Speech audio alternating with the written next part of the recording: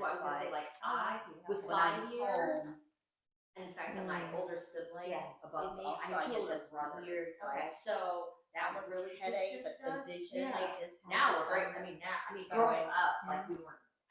When I say distance, I just mean like where you're at in your life, like how you like, I was basically like, I got raised basically like We ready? single parents. We're ready? So we're live. Okay, well, good morning, everybody. Good morning. It's a beautiful morning, and thank you for joining us today. I was thinking about the topic for today's session. Now, the last 2 or 3 sessions that I led, I purposely do it for half an hour, so because a lot of my patients are struggling to do it for a full half an hour, and but literally all of my patients have inflammatory diseases, and for meditation to help with inflammation, we know the research shows that it has to be done for half an hour. If you do it for 5 minutes, 10 minutes, it's not long enough to bring down that inflammatory levels in our bodies. But we all have some level of inflammation going on in our body. I'm sure of that. Whether or not you present with physical symptoms of inflammatory arthritis or inflammatory bowel disease or inflammatory lung disease, before you get to that level where it's so high that you already have been manifesting low level of inflammation for a long time before it get there, right? So for us, not whether or not you have inflammatory diseases, I think it's still good for you to practice half an hour at a time, so that you can get rid of that low level inflammation that is going on in your body on the daily basis. So that's I just want you to know that from now on, I'm purposely leading the session for a half an hour minimum, and I was talking about stress, and I was wondering if we are going to do a topic on stress. And I know we talked a lot about stress, and stress is a common thing that happens to us all. Nobody escapes that. Anyway, I forgot to say hi to the people on the YouTube. And recently, so yesterday I talked to one of my patients, and she had a hard time doing it by herself at home, but she could not come here physically because physically she's wheelchair bound. So I said, why don't you follow us on YouTube? And so she said to me yesterday, I said, last week I did actually went on YouTube and follow the teaching on there, and I wasn't falling asleep because that was her problem. She would fall asleep 5 minutes or so into the session.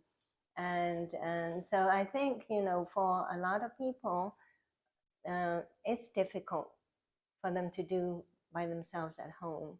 And with guided meditation, I think it's more effective. It helps them to stay awake and finish that session.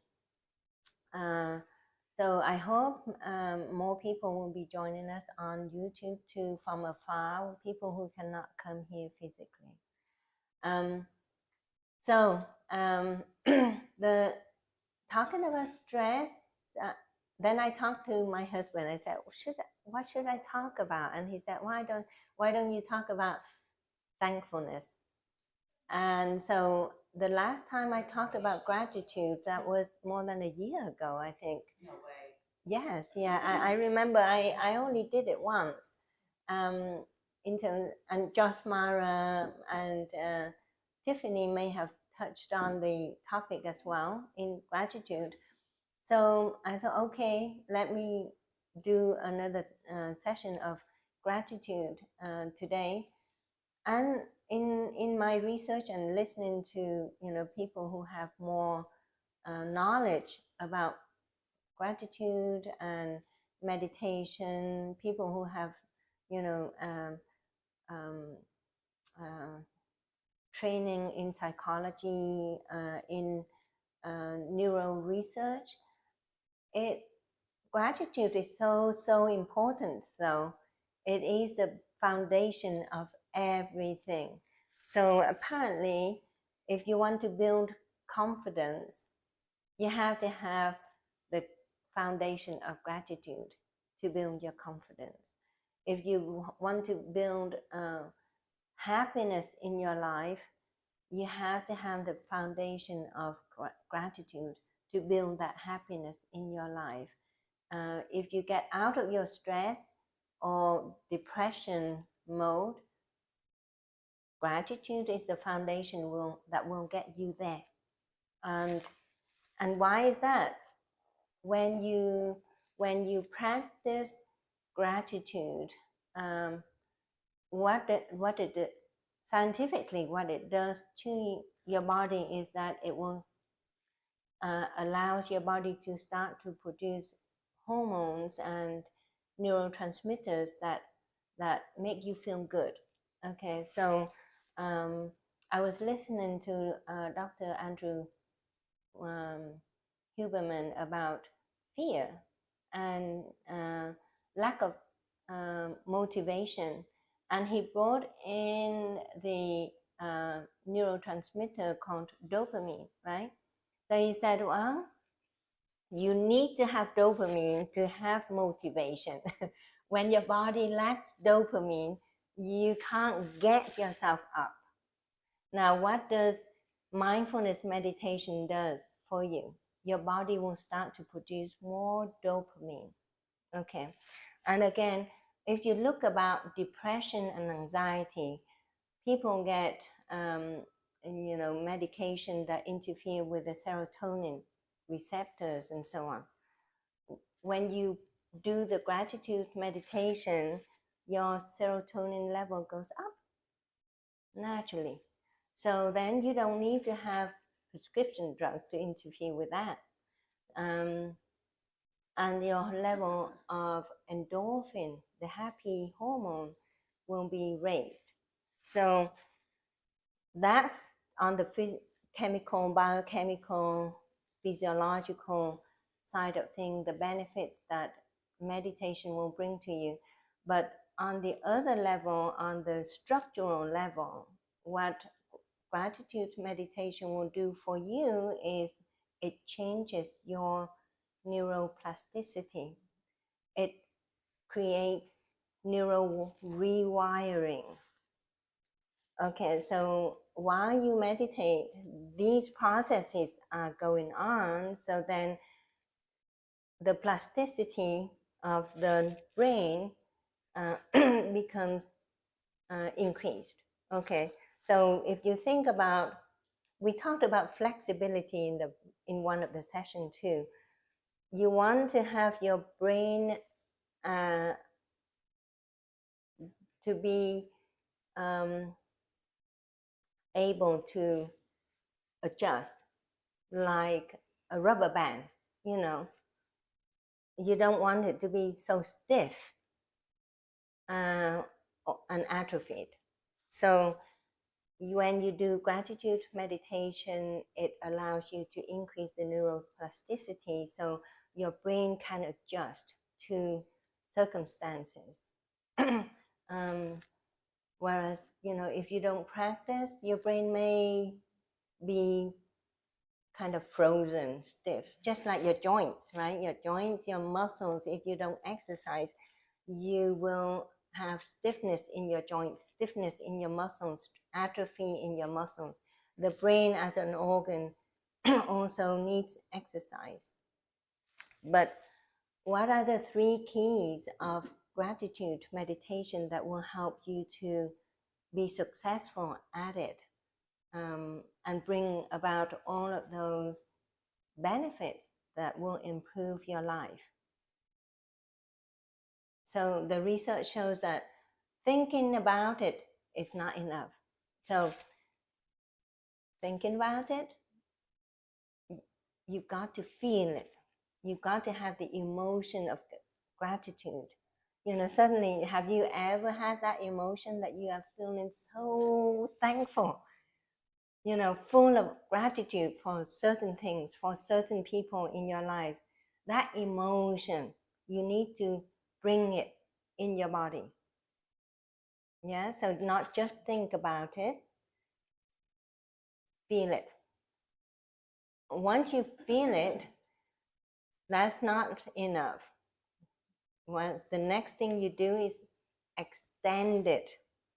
So you extend it to the people around you, or to your pets, to your surrounding.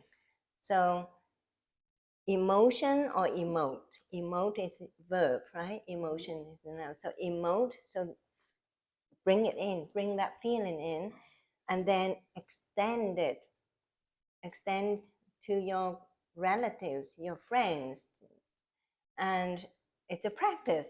A lot of the time we don't practice. This is, I have, through the research for today's topic, I just realized that I haven't been practicing it myself, right? I haven't. But the research shows that you got to practice. So, but the 3 keys is that just remember the 3 E's: emote, extend, and then exercise. Practice, exercise it, So they recommend that we exercise it by saying it out loud, singing it, or writing it down, whatever, what you want to do in order to exercise your gratitude. Now you emote, extend, and exercise. The 3 E's. That's the 3 keys that will lead you to successful gratitude meditation practice, right? And then if you do that, then the benefit will come. It will give your life a lot more happiness, more fulfillment, more motivation, more confidence. So you see, this is the foundation of everything.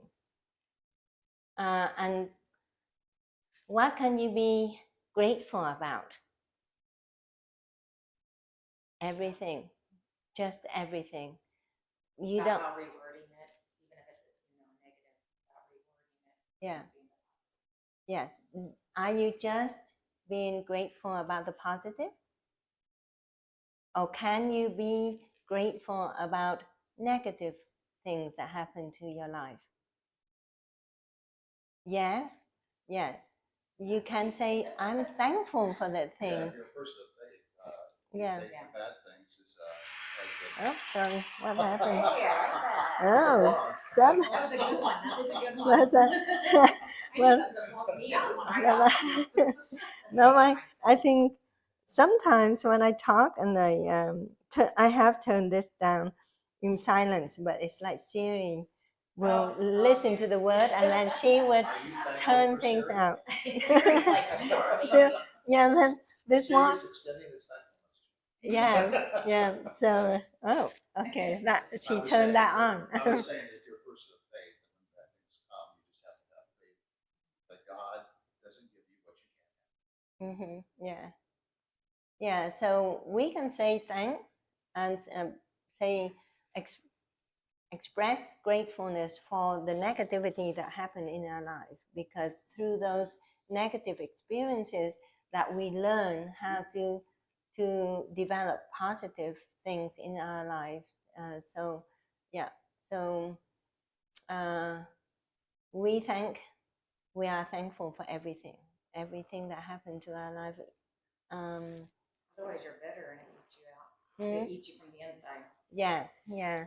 Because, if you think negatively about something, then it will just reinforce that in your brain and make you more negative. So, yeah, the more you dwell on negativity, the more you become negative. And then it's very hard for you to dig yourself out and become positive. My husband, sorry. Yeah. But it's not easy, and I think we have to practice. We have to practice to be good at it. So without practicing, gratefulness and gratitude, I don't know how to. You can easily go into negativity, and that's what I found recently with the level of stress that I've been experiencing recently. I should be expressing more gratitude, and I did, but I didn't do it enough. Like, yeah, last weekend I would send out a message to all of my staff and say, thank you for all of you.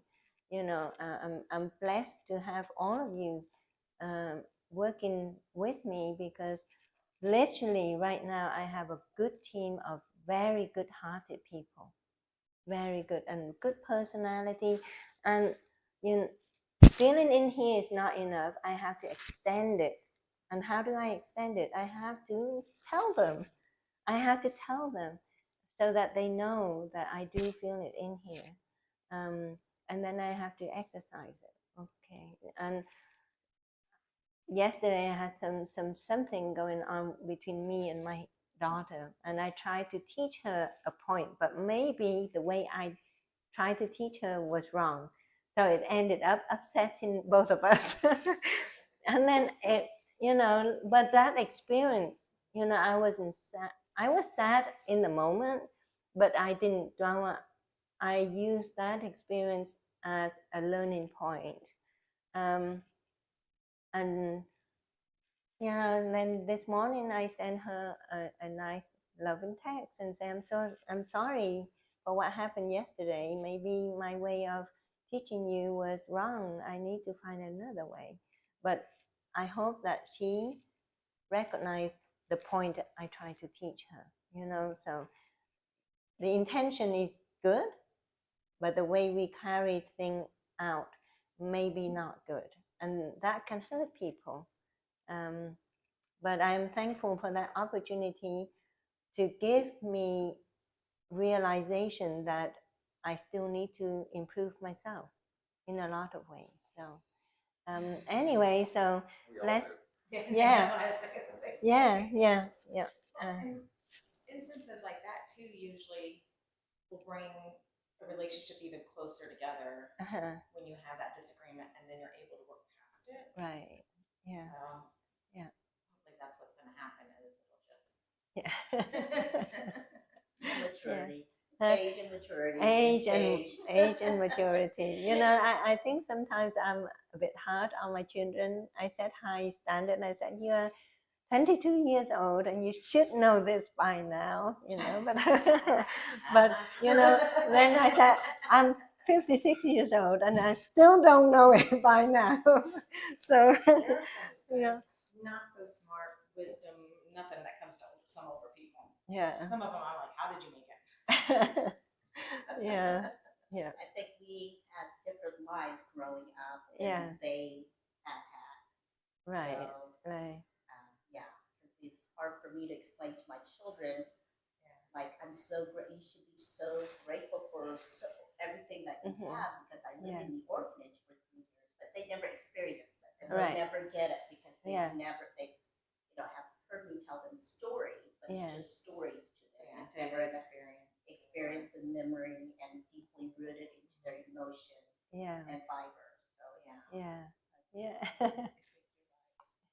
well, right.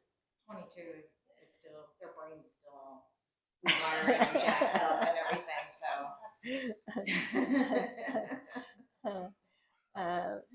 So in my research and listening to the expert, one of the things that they advised is that we have to be grateful for who we are now and who we will become. If we set a goal of what we want to become, and then be grateful for that. That would be helpful. That reminds me one experience when I was back in my childhood. I always looked up to my sister, but always compared myself to her. You know, my sister had beautiful handwriting, and my mom and some of my teacher would mention to me that my handwriting wasn't beautiful, wasn't good enough. Okay, so then I look at my sister and I said, I wish I can write like she does. And she would get top mark in all the subjects, and I wasn't getting the top mark.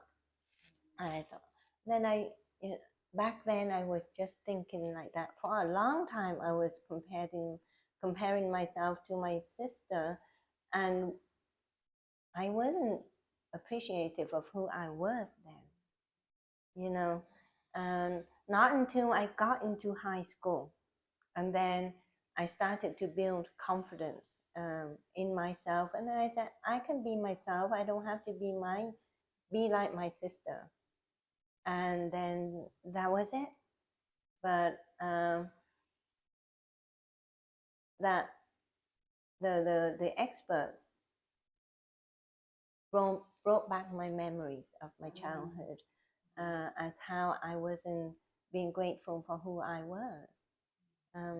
Yeah, but now I know better, and I learned from the expert, learned from listening to TED Talk and everything. I said, here I'm who I am, and I appreciate for everything that I am. That's a powerful psychology about being appreciative for who you are right now, and then having the hope, the faith that whatever your struggle is, you're going to be better in the future. Very positive self-image. Yeah. And if you lack that, what are you? You're depressed. Yes. Yeah. Because people constantly compare themselves to others, and then they get into depression that way. Yeah, anxiety. And for the record, you're a lot better than your sister. Don't say that. Don't say that. Is that watching? Well, no, when you said anything other than working in your life, you would worry. No. But you were meant to be a doctor. You just didn't know it when you had the sloppy handwriting. Yeah, doctors. Exactly. The grades are working so fast. That's not why they're doctors. You can't be good at everything. Exactly. You can't. Yeah, so funny. Well, with that, we are going to start our session in gratitude meditation. So again, our breaths are the basic tool. In this mindfulness meditation, it helps us to bring our concentration back into ourselves. So I was thinking, as we practice, we can bring into our mind the image of whatever we want to be grateful for, and you can do it slow or fast at your own pace. I would just remind you to do the deep breathing, but you do the visualization of your gratitude meditation at your own pace. Some people may do it slowly with one image, and some people may just repeat in one thing per breath. But with each breath, I'm grateful for this, I'm grateful for that. So imagine when you do it like that, how many things you can be grateful for in half an hour. If you do, I'm grateful for this per breath, right? But you don't have to do that. I mean, you can just bring in an image and focus on the image of a person or pet or things in your life, and you can just focus on that and extend your attitude. Emotion, try to feel that emotion of gratitude, and then try to extend, and then keep exercising in this practice. Okay, so let's assume a comfortable position, and then start to take a few deep breaths in and out. So Deep and slow breath in. And hold for 2 to 4 seconds. And slowly letting your breath out. Remember that the out breath should be longer than the in breath. We're using this breathing technique to also activate our vagus nerve at the same time. It's the way we breathe that activate the vagus nerve. And with a few deep breaths in and out, you will start to see that you are relaxing slowly.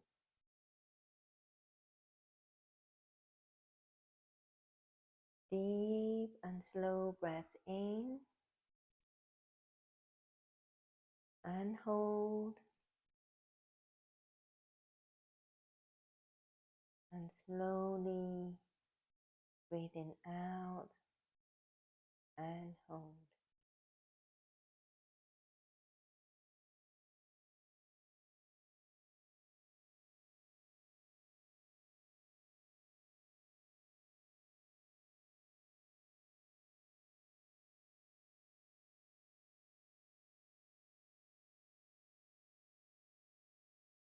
Deep breathing in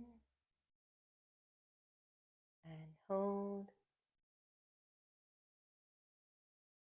Slowly breathing out and hold.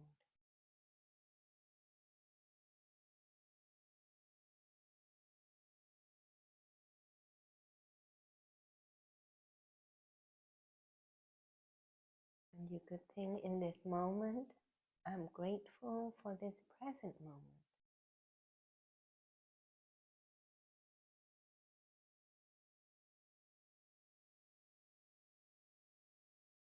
Or with each breath, you can say, I'm grateful for the air that I breathe.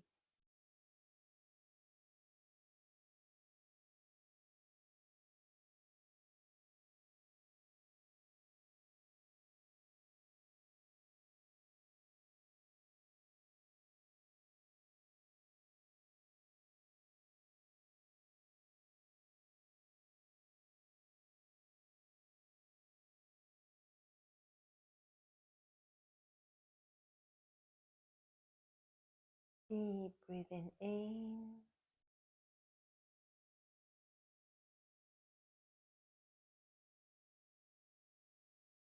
and slowly breathing out.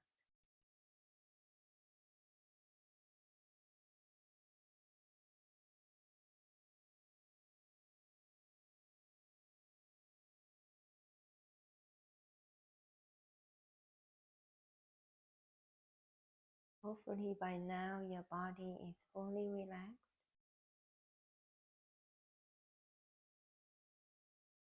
Your shoulders are relaxed.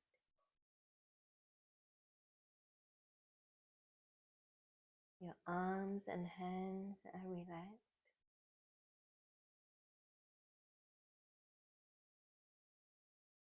Your spine is comfortable.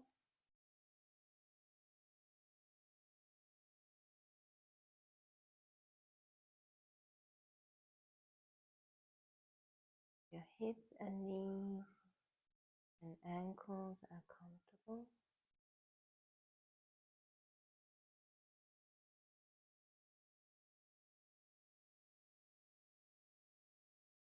Grateful for this whole body that holds you.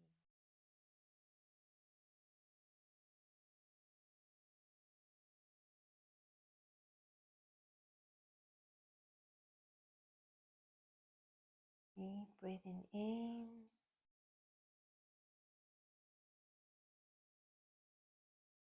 slowly breathing out.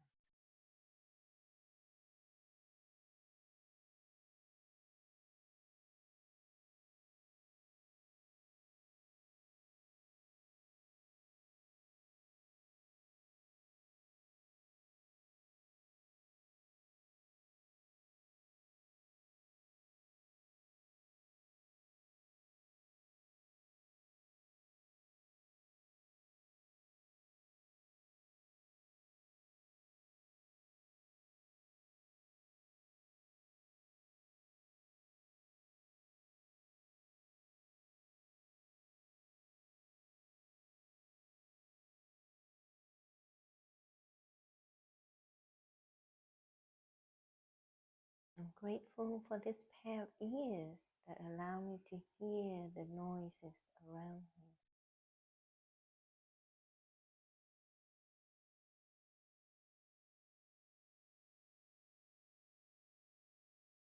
Sounds of the summer.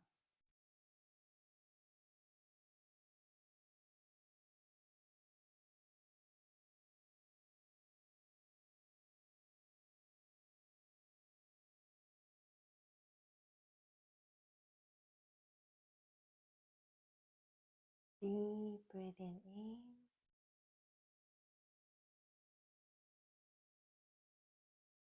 and hold, and slowly breathing out and hold.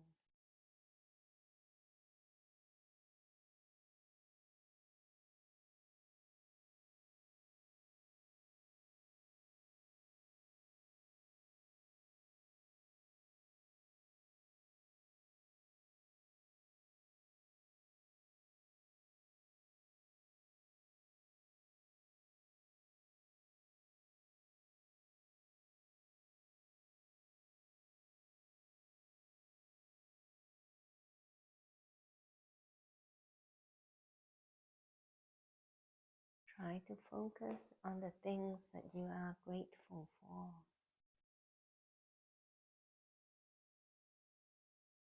the people that you are grateful for.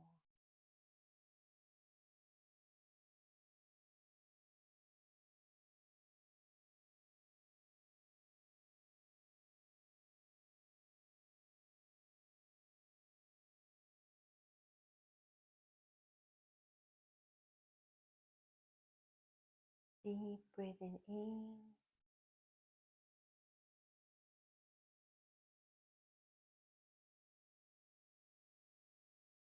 and slowly breathing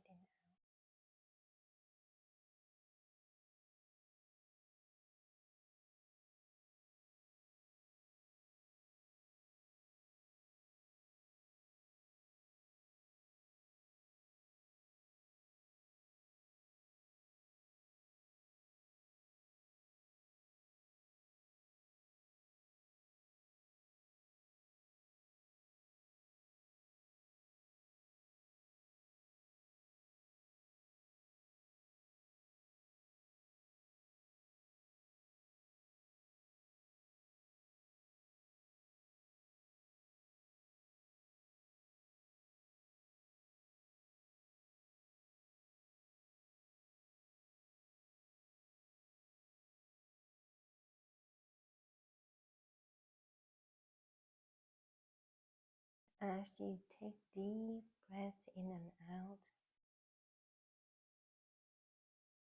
you can mentally say the positive affirmations about gratitude in your mind.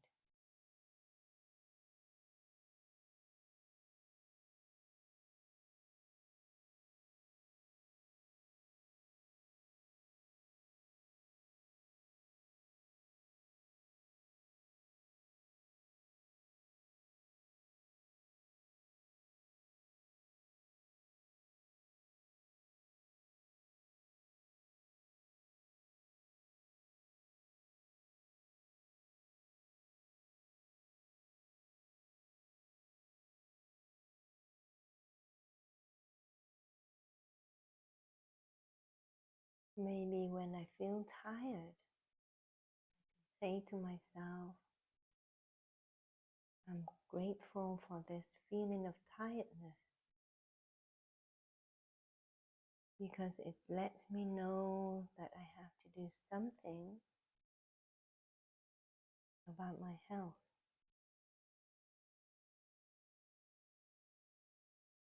Maybe I need to slow down and take a break.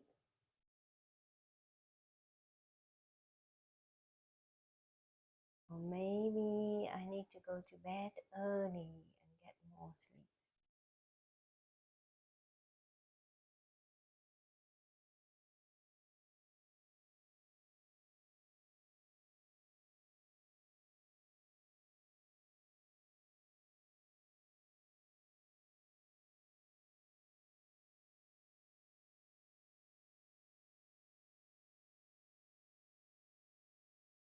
when we extend our gratitude, distance doesn't matter.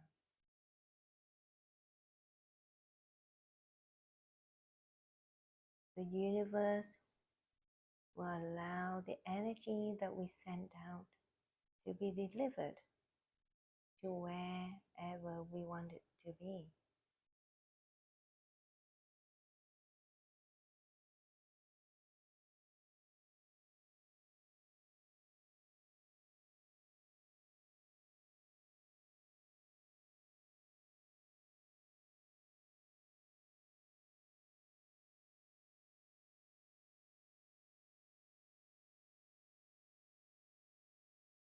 Deep breaths in and slow and hold.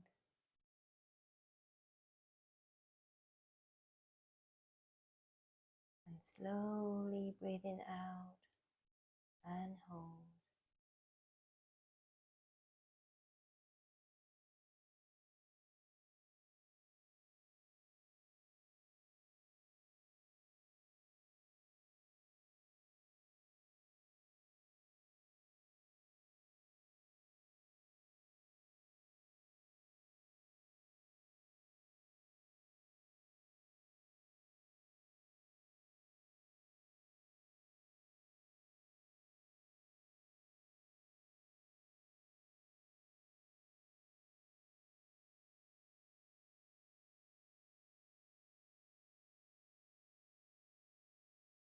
And instead of getting frustrated about negative things that happen in our lives, we can say, I'm grateful for all of the teaching moments in my life.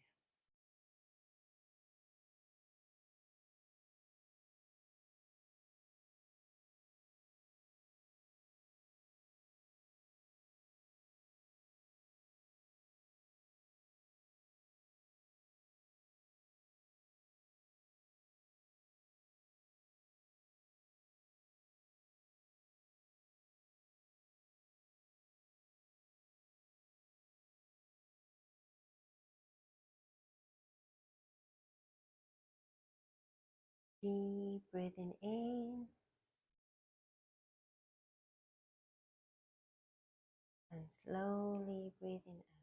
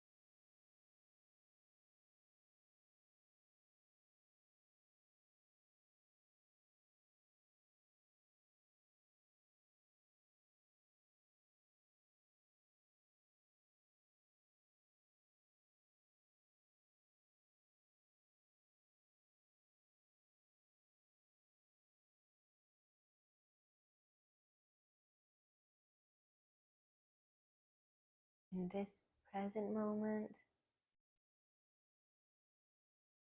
we're practicing being with ourselves,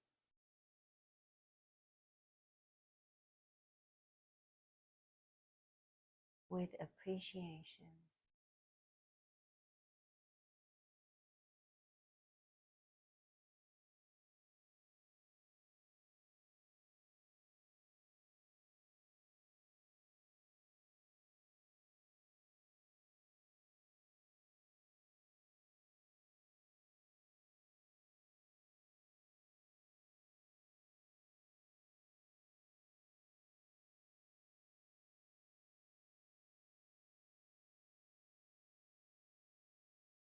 we can observe each thought of gratefulness that come into our mind.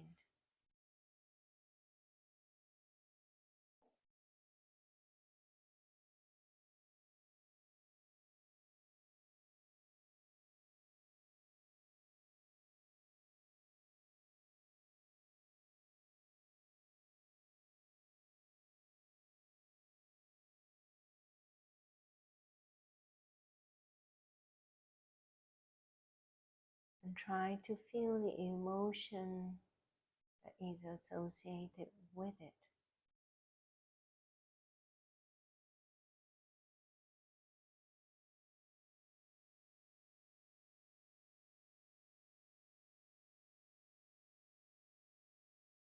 How does that feel?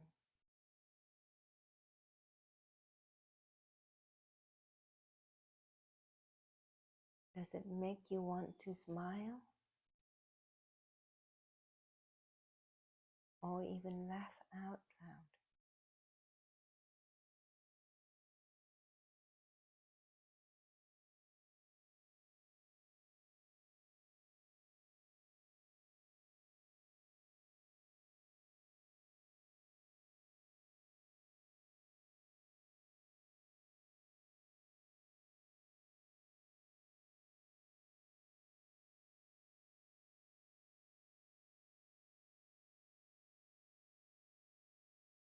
Deep breathing in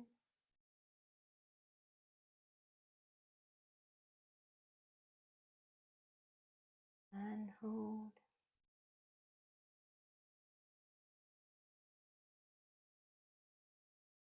Slowly breathing out and hold.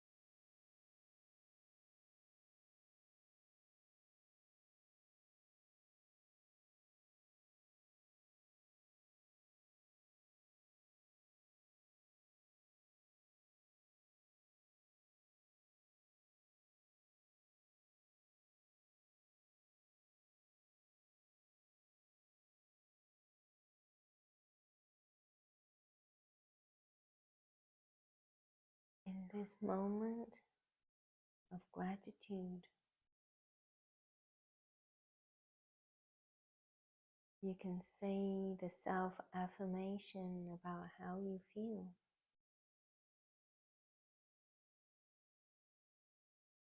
or what you think, silently in your mind.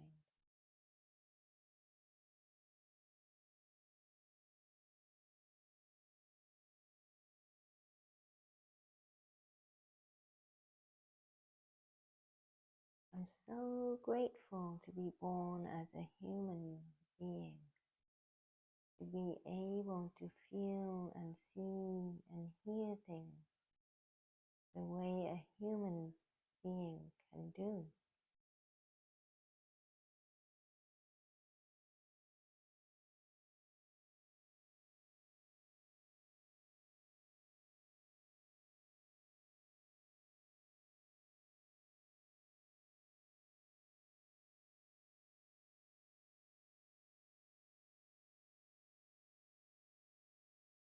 I'm so grateful to have met everyone I have met in my life.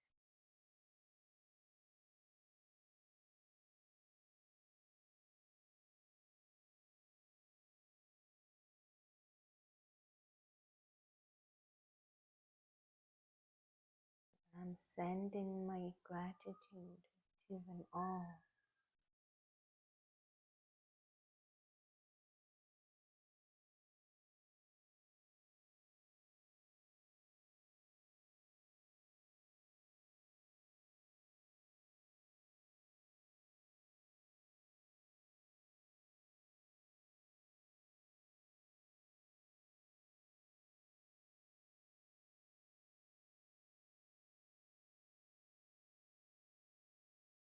I'm sending them love.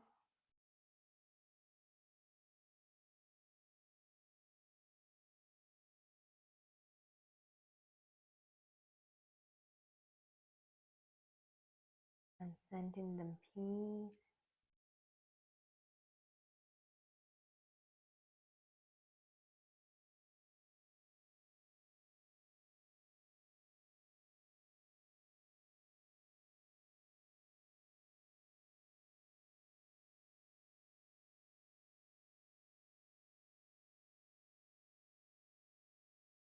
I'm sending them all my best wishes.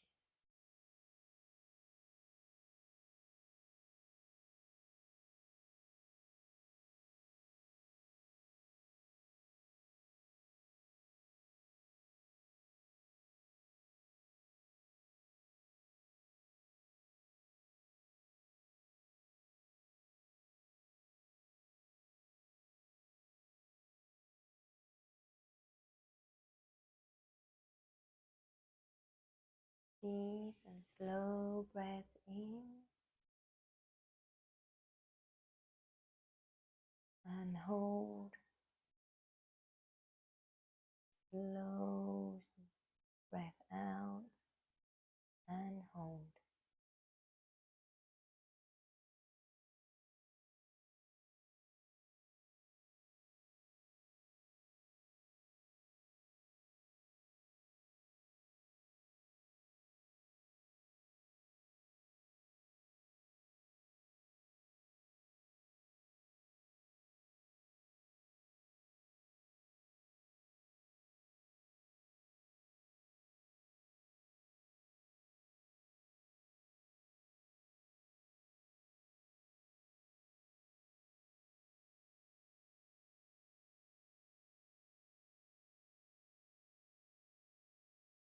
You may feel some discomfort in your posture or in your legs. You're welcome to adjust your body posture and move your hands, arms, legs, feet if you want to.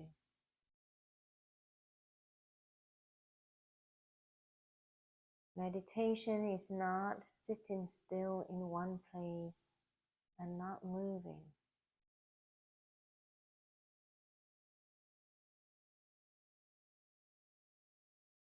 Meditation is all about cultivating the awareness within you.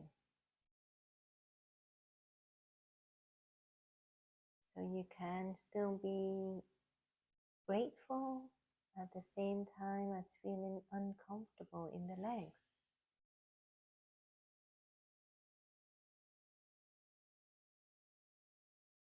And you can adjust your body posture as you feel grateful.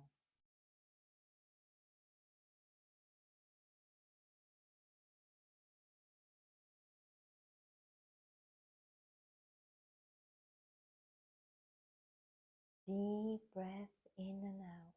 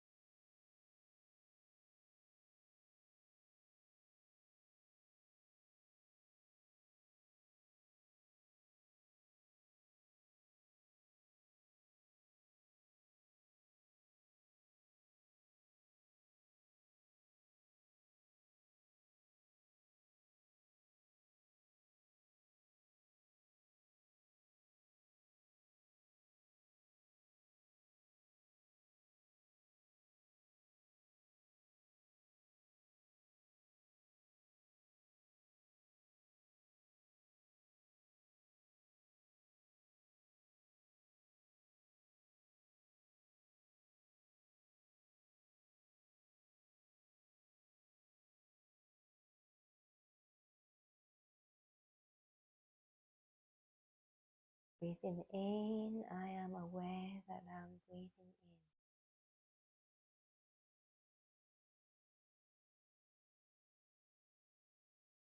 Breathing out, I am aware that I'm breathing out.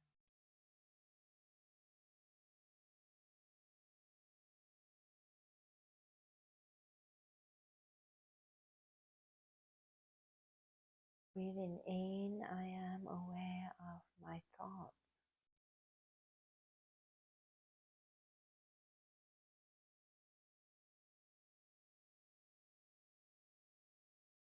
Breathing out, I am aware that I'm practicing gratitude.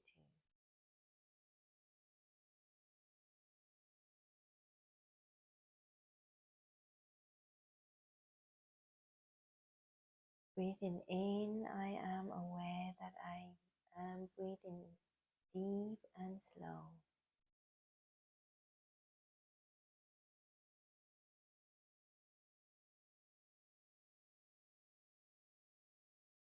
Breathing out, I am aware that I am breathing longer out than in.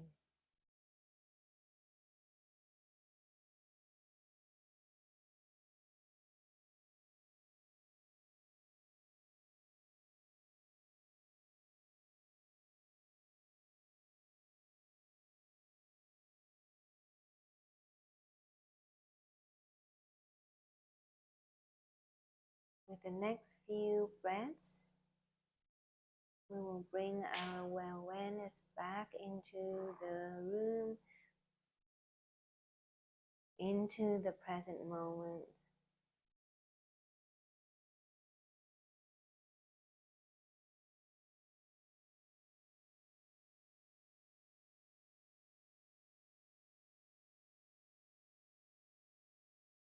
And slowly bring ourselves towards the end of the practice.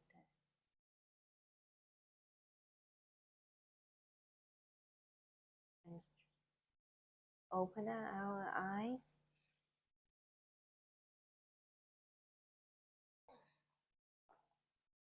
And start moving.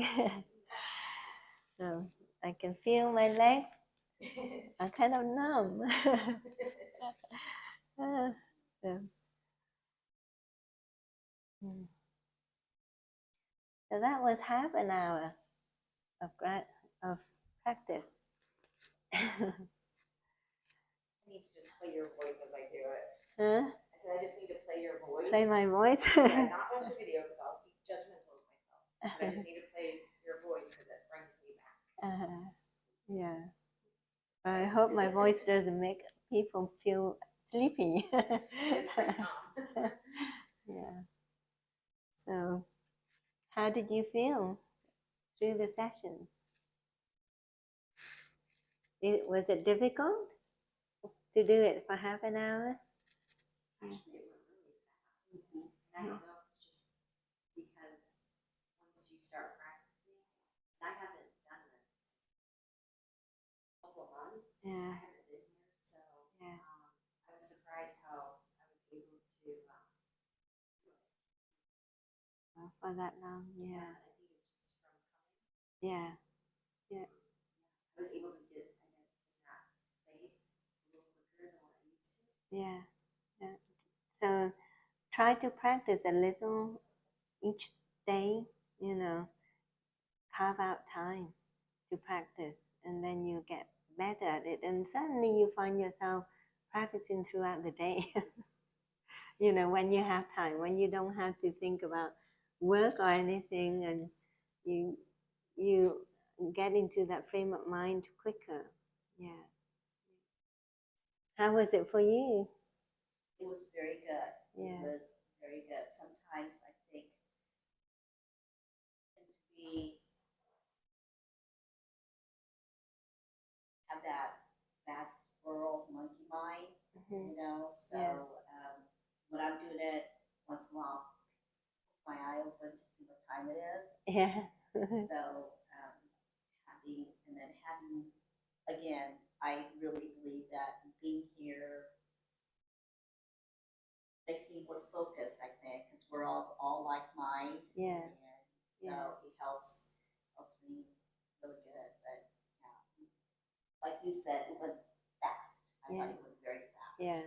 So when I talk to my patient and I said, try and do it for half an hour, one of the common reason is that it's too long, you know, or yeah, they don't have that time.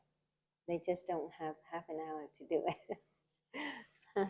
But yeah, and I think you mentioned the point that I try to tell my patients a lot is to use the timer as a tool or the clock. So you don't give up until that half an hour is done. So, you know, watching the clock reminds me to keep going, you know, it's not time yet. And sometimes your monkey might drift away, take you away from your practice, and you look at the clock and you say, okay, let's get back to practice. You know, it's a reminder. It's a very effective reminder. Yeah. And how was it for you then, Rebecca? Again, here it's always so much better with energy and everybody kind of being on the same plane. At home, it's really hard for me to find a quiet place. We have 5 parrots, which I rescued. So it's not something I willingly was like, hey, 5 parrots. It just happened. Did you say parrots or ferrets? Well, my dog has ferrets too. But parrots is what I'm talking about. So we have 2 macaws upstairs, 3 Amazon parrots on the main level. Yeah. And then I have reptiles in the basement. So if I'm in one room trying to do it, I have a tortoise trying to join me the whole time. Yeah. I will not have a monkey. That is my stopping point. It's not flinging poo at me, okay? Whatever flings poo, I have cats. That's enough. Yeah. Anyway, so I like the calm here also. That and it's clean. But what I really like about gratitude that I'm working on is being grateful for things that cause me stress, but is a blessing if you step back and like a messy house. Okay. I've come to learn that I'm a perfectionist and have OCD, and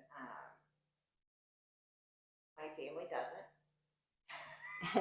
I live with slobs, and they'll all admit it. But to take a moment to think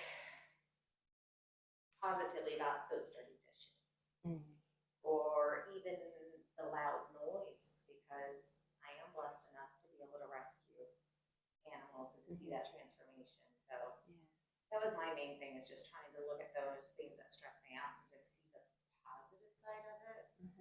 The pile of clothes, you know, I have clothes to wear.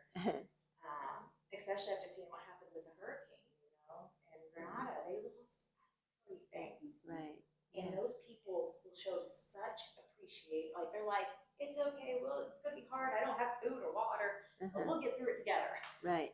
Yeah. That's the most positive people in America. Oh my God. Yeah. They're so spoiled. I think adversities build strength. Yeah. Do you think your OCD is better? Are you still OCD? But I didn't realize it until I was able to calm my mind. Because I could never calm my mind. But now that I can calm my mind, I can see where I'm picking, you know, nitpicking. Because it was such a normal part of my life to be like, this is wrong, this is wrong. Because as a mom, it just feels like that's what you have to look out for, you know? And it's exhausting. So be able to learn to calm my mind, to see my issues. Let's try this again. Not issues. To see the areas in my life that I need to work on more clearly. So with practice, do you think you can get out of that OCD mindset? I mean, the thought is there, but you don't act on it anymore. So, no, I act. Right? Depending.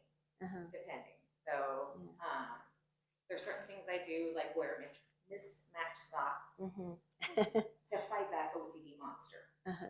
Yes. And recognizing that, I think, is the first thing.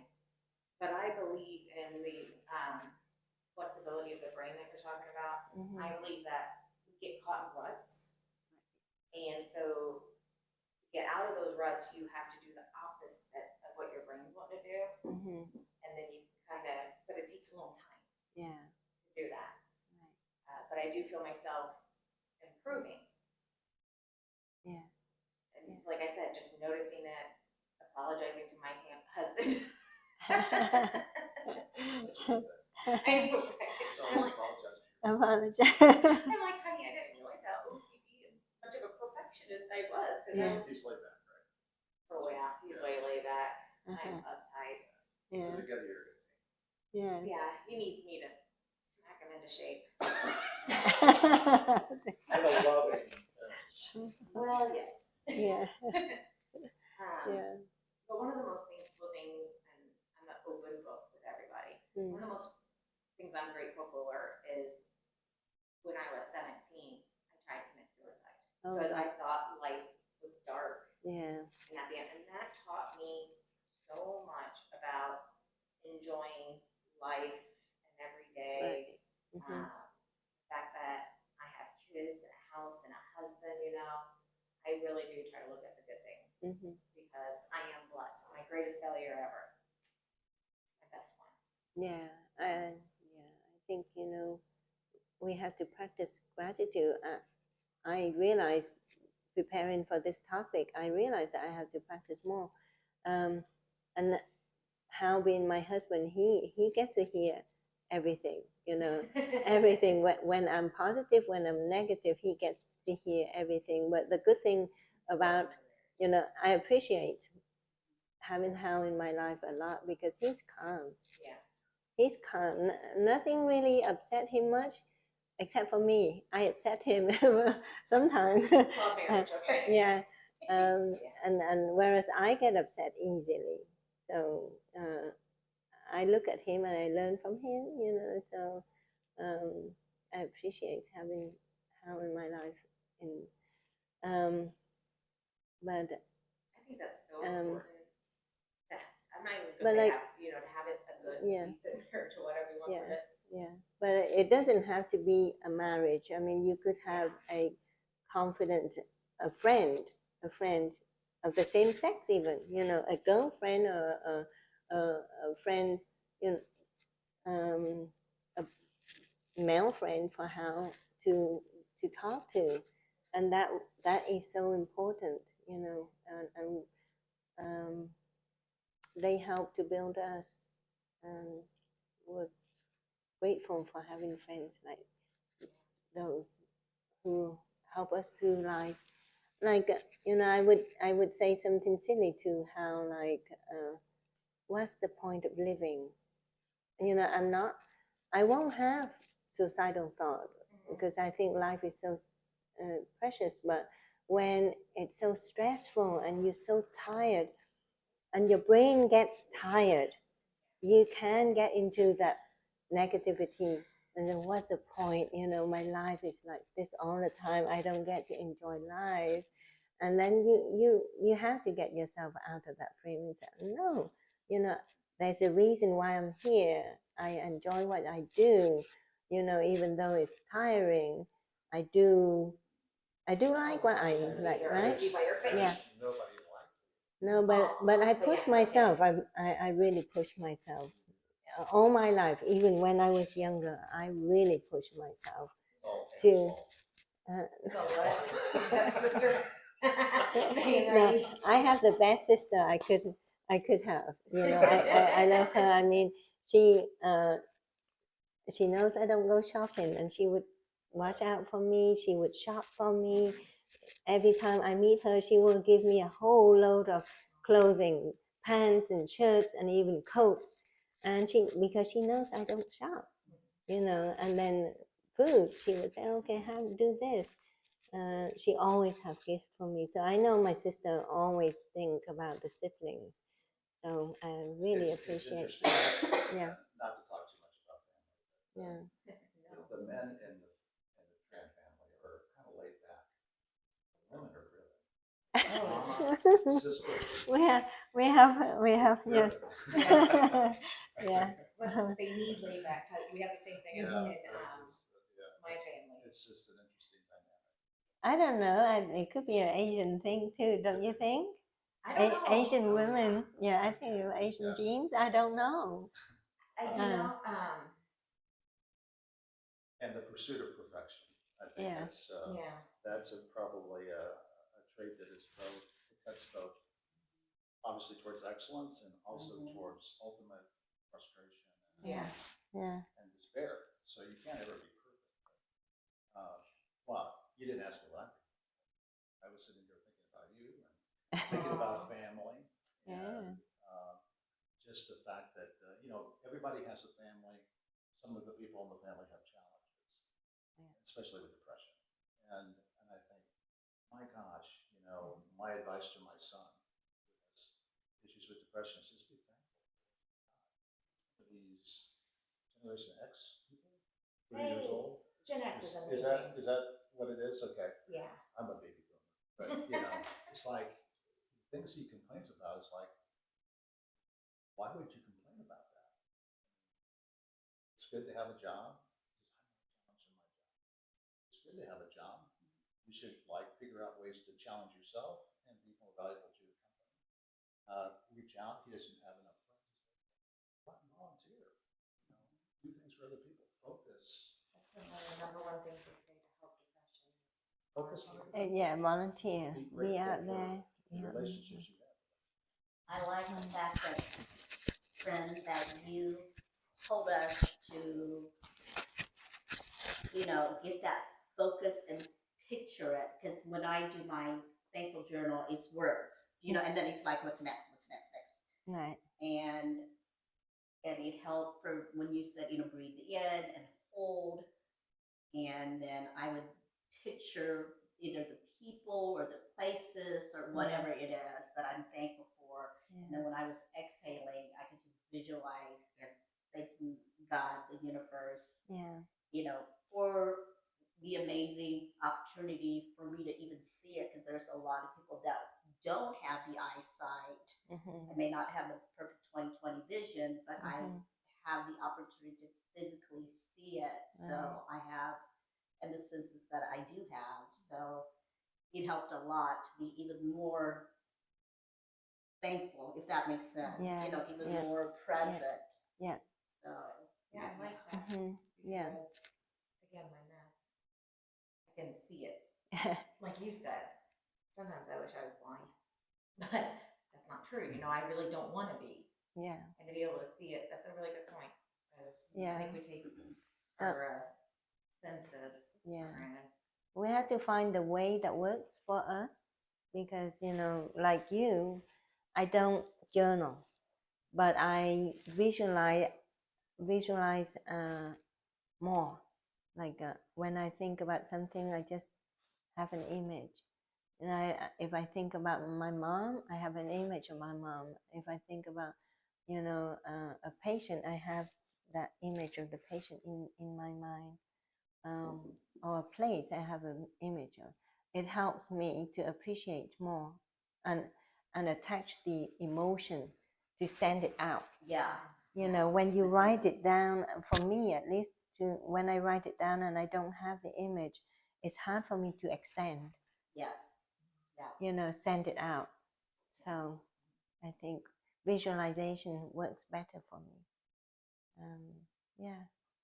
But so hopefully after this session, we all will exercise it to some extent every day. Maybe a few minutes here and there, in the morning or last thing at night. That will help. Well, we've been sitting for a long time, so I think we have about 10 more minutes before we finish. So we'll just, I know. So we can just do a few stretches and do walking meditation. I don't have biscuit stuffed on, so I just moved it over here. Oh, okay, yeah. So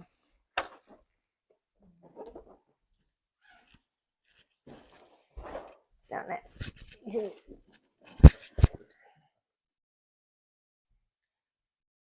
So I'm not going to use the bell today. Maybe I just remind you to do the deep breathing in and out, and see we can walk and meditate at the same time.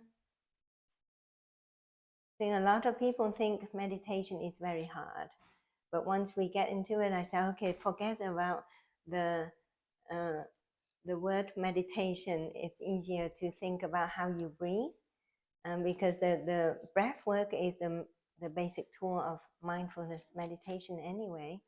So as we walk, we can breathe in a way that it activates our vagus nerve, and then it helps us to focus into whatever topic we want to meditate on, right? Meditation is about bringing awareness and focus about the topic you want to think about.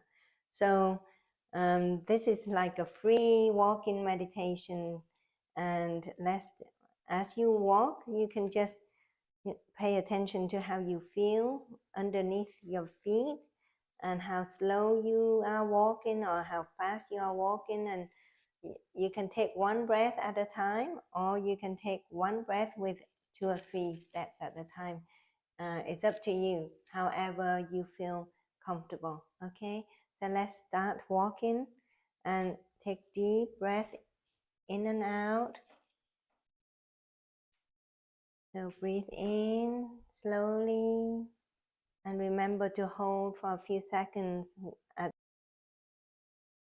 top of your inhalation.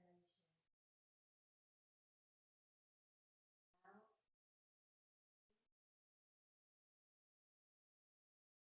the beginning, you may find yourself unsteady. Try to coordinate your steps with your breath.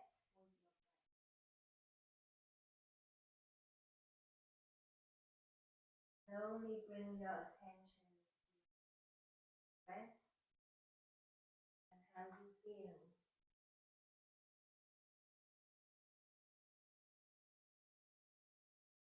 Your body comfortable as you walk.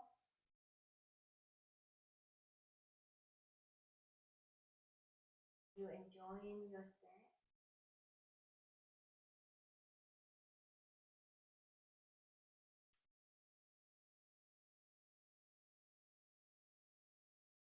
Focusing on our breaths.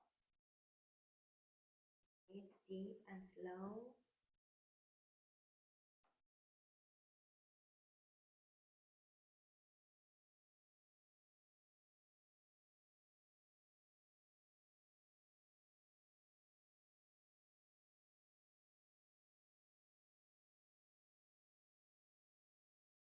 Thinking right now.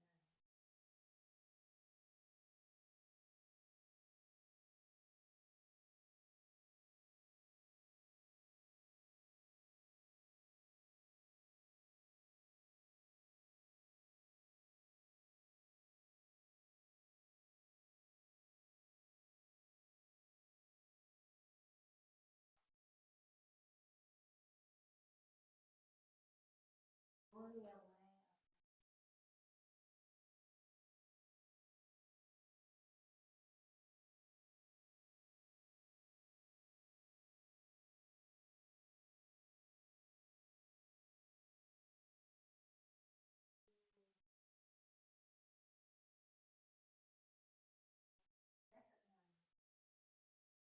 Every sensation.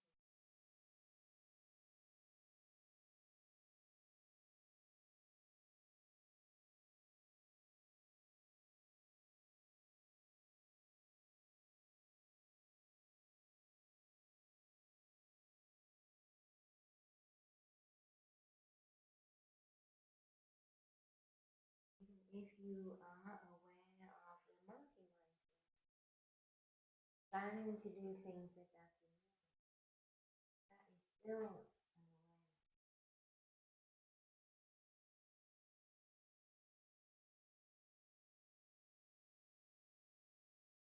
Have awareness.